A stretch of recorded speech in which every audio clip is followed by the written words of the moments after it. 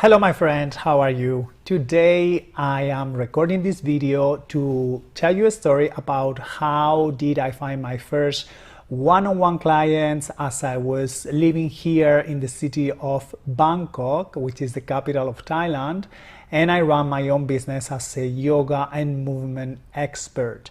And so how not only this is not about me, but perhaps by sharing my story, this is also going to help you so that you can also find your own one-on-one clients in the city that you are currently living. So if this is something of your interest, let's dive into all of the details about this story and also the points that you can apply for your own business. Before we dive in, allow me to introduce myself. If we haven't met yet, my name is Manu and I am your yoga biz mentor. My mission is to help yoga and wellness experts and professionals just like you thrive in your marketing, in your business, and organizing and leading your own retreat. And you can find everything about my work, the work that I do, and a lot of free resources in my website, yogabizmentor.com. So without further ado, let's dive in and let's get into this topic, which I find super exciting.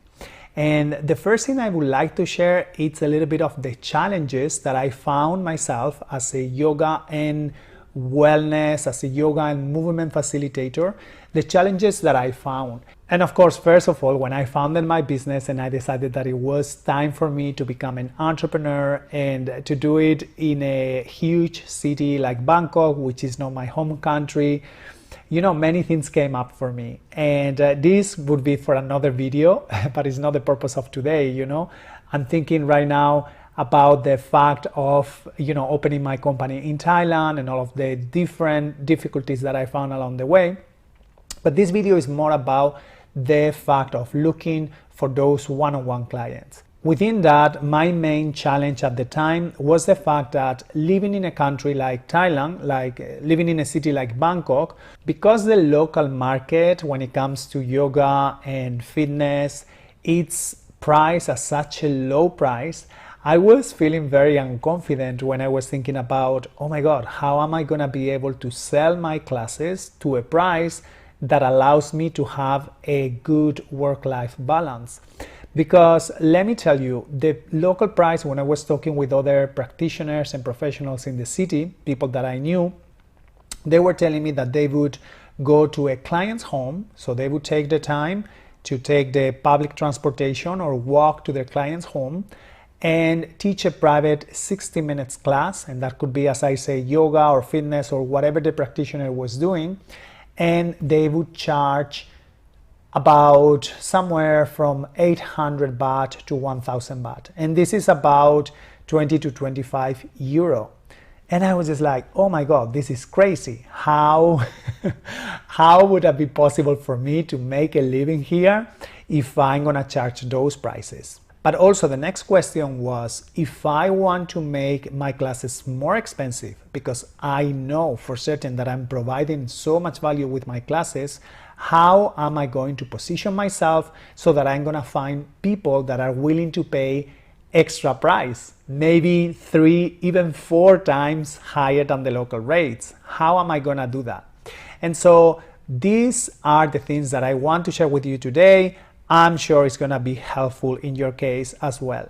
Another challenge that I have, but this is a very personal thing, is that Bangkok is such a huge city, and to be honest, as I'm recording this video in 2024, I already find a good way to have a good relationship with this city, and I find Bangkok a very, very nice city, and I feel at home. I feel very comfortable in here, but it have taken me some adjustments and it have taken me some time to be able to say this. But when I started my business end of 2018 and beginning of 2019, I remember like I was struggling a lot because having to go all of the day, every day to the city center where I had my small studio or going to my client's home, it was very draining. For me, it was very tiring. What happened was during COVID, I started to teach more online. I was previously COVID in 2019. I was already teaching online and I had some clients on Zoom, and that was something unheard of at the time. But I was doing that.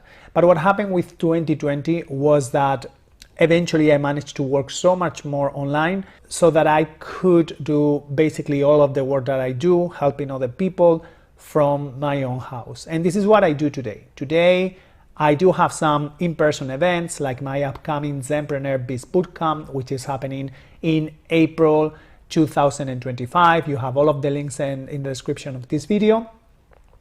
But I get to do most of my work one-on-one sessions, which is basically the work that I do right now, helping and supporting other yoga and wellness practitioners.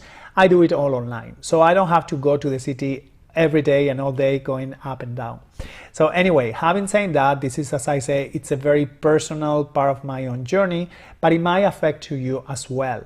And it might help you consider that perhaps it's a good thing for you to shift a little bit more online.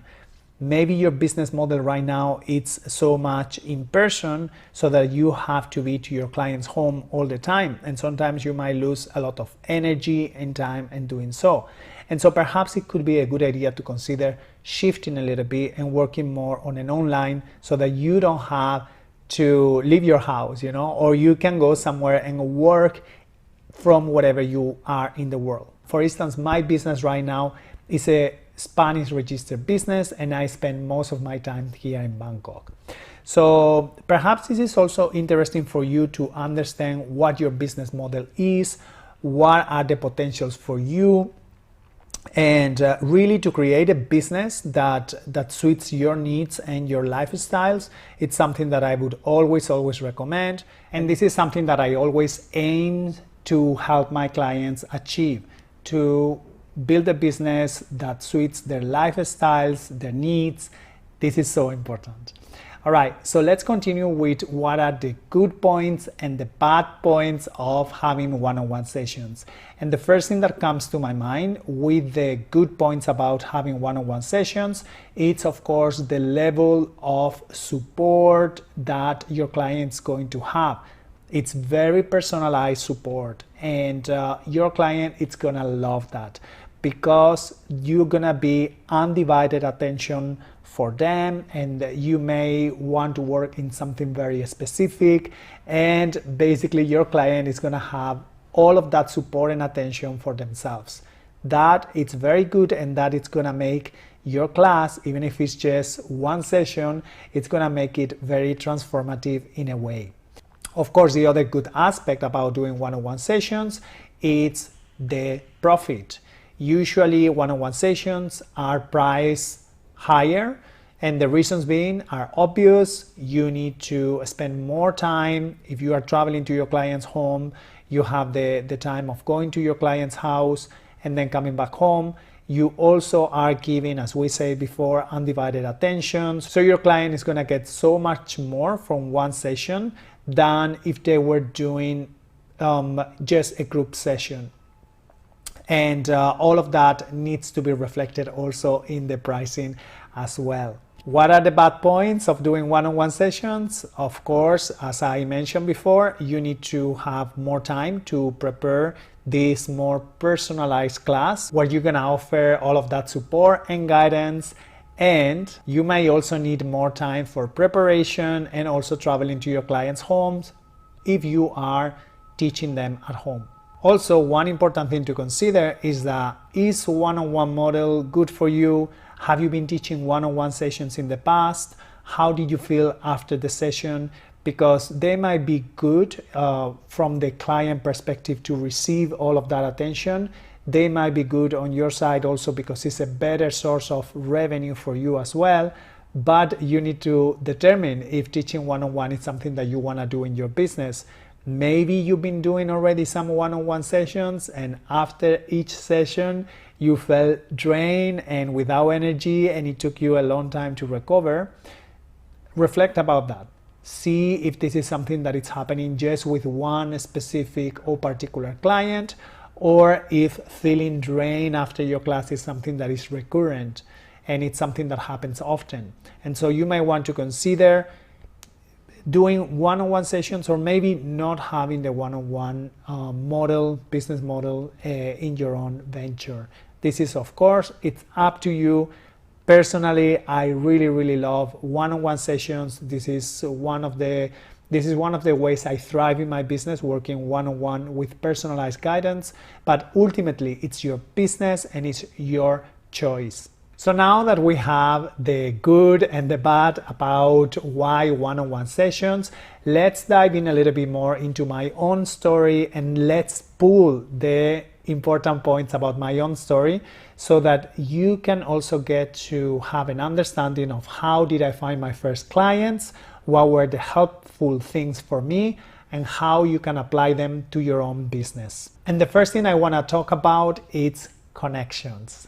It's really important that you get to connect with people and that you also get to see the potential of the connections that you already have with some people that might be from the wellness, movement, or yoga circles. And one thing that I like to point out here is that you never know who is going to talk about your services and how someone is going to find you. But connections here play a vital role. And I'm going to share with you this story. Two of my loyal clients, one-on-one clients living here in Bangkok, people who were ready and who were happy to invest high ticket program with me, they both came to me through colleagues and people that I've worked with in the past. And none of those people, none of those two colleagues who referred these clients to me, none of them lived in this city, in Bangkok. But because I share with these colleagues of mine, I share on social media that I was offering one-on-one session services in this city, my colleagues knew someone that lived in this city and that were likely to be willing to invest into my one-on-one services. So voila, all of a sudden I have two new clients just because I spread the voice within my own connections. So this is something that I also encourage you to do.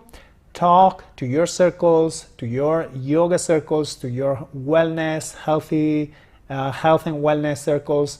Talk to them about your services, because you never know where one person may come from. And this is a really important thing to consider. The next important point I want to dive in today, it's actually 2 points. Is your niching down, and it's your unique value proposition.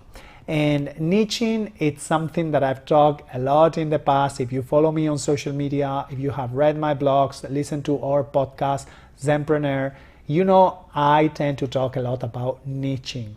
I am also going to leave some resources for you in the description of this video, or if you are listening to the podcast, I will also leave some resources so that you get to dive in a little bit more. This is really important. One of the basic pillars of your business is to understand who your business is for.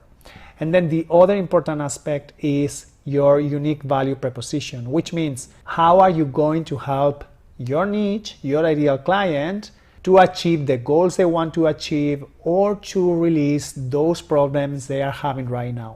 Yoga, wellness professionals, movement professionals, in a way, we are problem solvers. We are helping people feel better in their life, probably because they don't feel so much well now. Maybe they are suffering from a lot of stress.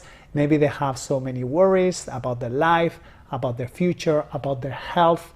And so our job is to minimize that pain and to solve those problems, and sometimes also to help them achieve something they are looking for in life. When I started to look at my business from this perspective, things shifted in a very profound way. And I actually find that people are more interested in working with you if you're gonna help them to solve a problem, rather than if you're gonna be promoting your services as a particular type of yoga or as a particular practice. I hope that makes sense. As I say, I left you more resources in the description of this video or audio. So just to resume a little bit about these 2 points, niching, who your business is for, unique value proposition? How do you help those people in your niche with your expertise, with your resources? Another important aspect, of course, here is to make sure that your niche, your ideal student or client, is a person that can invest in your one-on-one services. Remember how we were talking about the higher price of the one-on-one services? It is normal, it just makes sense that if you are offering extra personalized attention, you are pricing your offerings higher. So you want to make sure that your ideal student or client actually can afford those prices. But not only that, also you want to make sure that they are willing to invest into well-being, they are ready to invest in themselves. As I shared in the beginning of this video, one of my challenges here in Bangkok was that the local market was at very, very low price. So I was thinking like, oh my gosh, how am I gonna be able to support myself with this pricing, which is so low? How am I gonna be able to make a revenue that makes sense for me and that allows me to have the lifestyle of a yoga and movement facilitator, who of course I also wanna have a healthy lifestyle and a work-life balance. So what I did was to focus on one demographic, and that demographic were expats who lived in this city. They were people that usually they have a better career, they have a great source of income, and they were interested into taking care of their health and their well-being.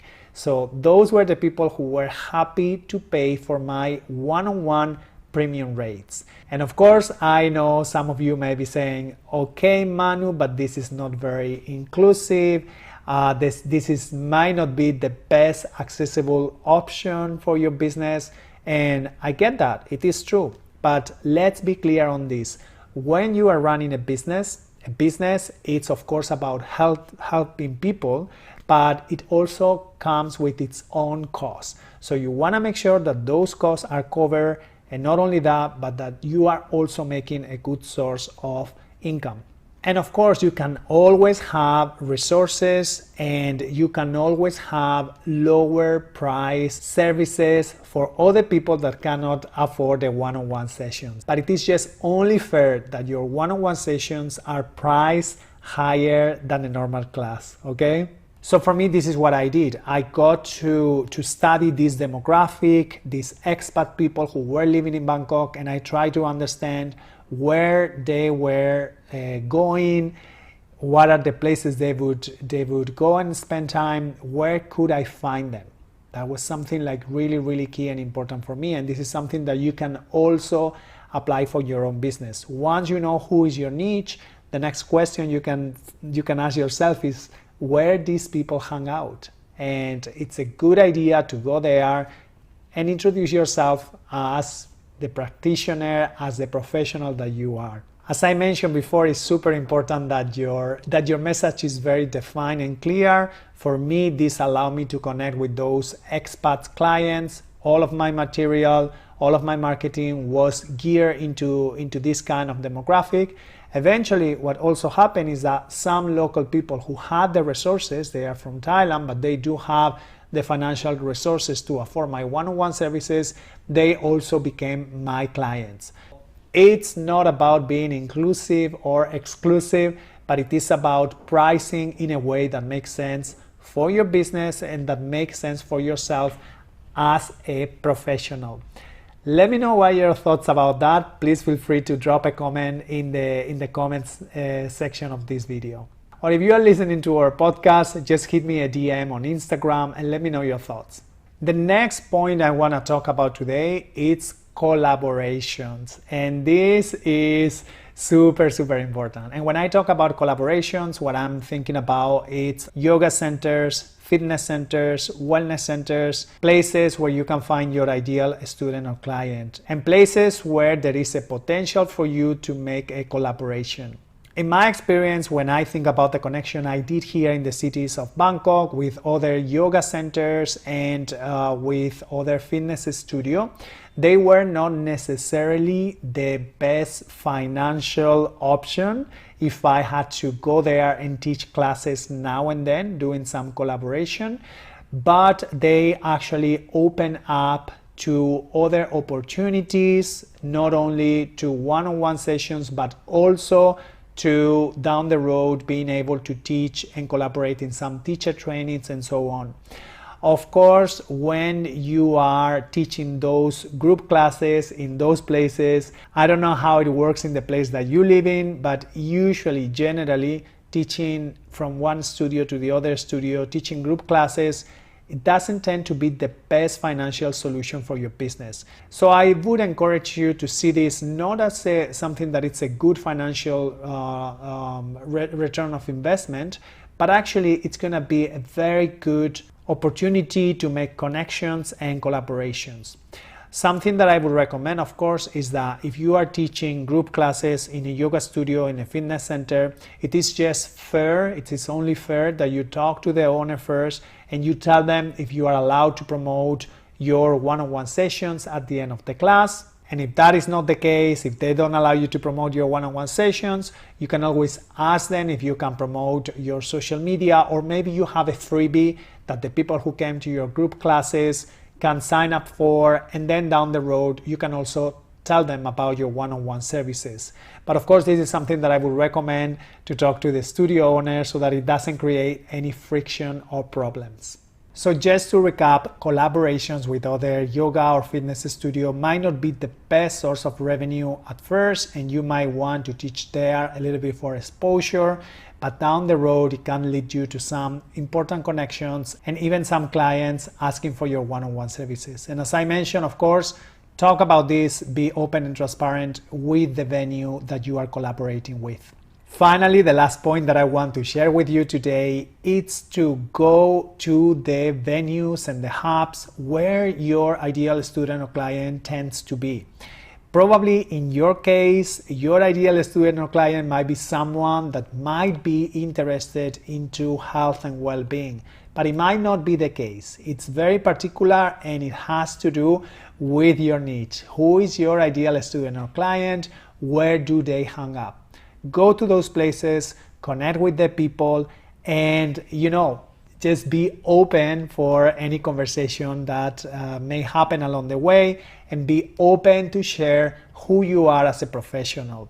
For me, for example, once I knew that expats were the demographic I wanted to work with, I started to ask myself, where do these people, those expats that are interested into health and well-being, hang up in Bangkok? So I started to think about healthy cafes, about healthy restaurants, about health stores, about creative places. See what I'm doing here? It would be very helpful for you if you get to understand who your people are, where do they hang up. Once you know that, just go there and connect in person, and be open, as I say, to have conversations, and of course, to be willing to talk about yourself as a professional and your services. Okay, my friend, I hope today's video was helpful, and if it was helpful, please let me know in the comments. Please don't forget to hit the button like and subscribe to my channel if you are interested about these kind of videos. And if you need extra resources, you can always visit my website yogabizmentor.com. You will find our podcast, you will find my blog, you will have some freebies as well, and so many other resources that are going to help you in your business and retreat journey. All right, this is all for today. Thank you so much for watching. Take care, my friend. Okay, my friend, thank you so much for watching. I hope you really enjoyed this video. And hey, if you would like to work on your business together with a group of heart-centered entrepreneurs in one of the most beautiful places in the world, come join me to my upcoming Zenpreneur Biz Bootcamp. This is going to happen at Samahita Retreat, which is a place that I know, and even I know it so much because I even work there, and I ran my first retreat. It's a place that once you're there, you're gonna fall in love, and I'm sure you're gonna want to run your upcoming retreats in that place as well. So in this boot camp, we're gonna be, morning times are going to be for mindset activities. Among those mindset activities, we will have silent cycle. Sometimes we're gonna have some meditation, silence morning walk to the nearby temple, and some other activities. Then after the breakfast, we do our daily mastermind, focusing exclusively on your business and the things that you need to focus on at each step of your business. That's gonna be the morning mastermind, pack of value, full of incredible things, and I'm sure you're gonna love it. Then the afternoons are gonna be for chilling and relax. We do have, within your package, you will have 3 massages included already in the package, and usually the afternoons are going to be more for rest, but also some experiential activities. Even one of the days on Wednesday, we do have an excursion included already to the Samui Elephant Rescue. And within the package, there is also a donation. Some of the funds that we collect from this bootcamp, some of those funds are going to go for this foundation, the Elephant Rescue. And so by participating in this bootcamp, you are also contributing to responsible tourism. Anyway, I really would love to have you there. I know this is going to be epic. I really, I am super in love with Thailand, and of course with Samahita retreats. For me, it really means a place that really helped me grow in my evolution as a human being, not only from a professional perspective and business perspective, but also from a spiritual perspective. And I would love for you to experience the same. Really, I'm super excited about this, and I would be really happy to have you with us. So all of the information is in the description of this video, whatever you're watching. And if you don't find the links, please reach out to me. You can reach out to me. I'm Yoga Biz Mentor. You can find my website, all of my social media. So feel free to reach out, and I'm happy to send you the links and even to have a phone call if you have some questions about this trip. All right, I hope this was helpful. And again, take care, my friend. Talk to you soon. Bye-bye.